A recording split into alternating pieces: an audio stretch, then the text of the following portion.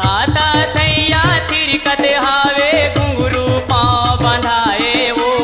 घुंघरू पाँव बंधाए वो मैया, घुंघरू पाँव बंधाए वो।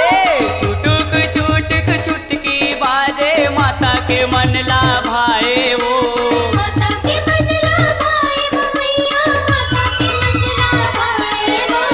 माता के अंगना दमकत हावे दमकत हे फुलवारी।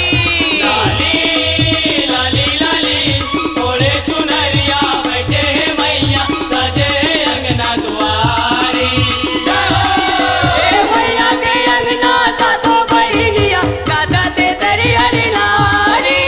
मैया के अंगना सातों बहिनिया चाचा ते तेरी हरी नारी।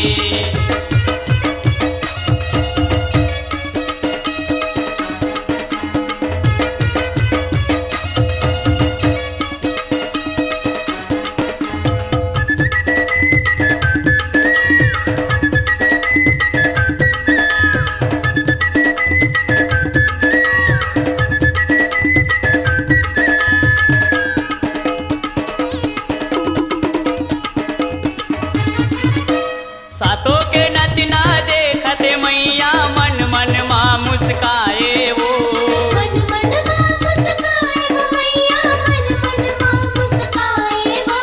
चंडी समिति पान फूल धर प्रेम के जस लगाए वो।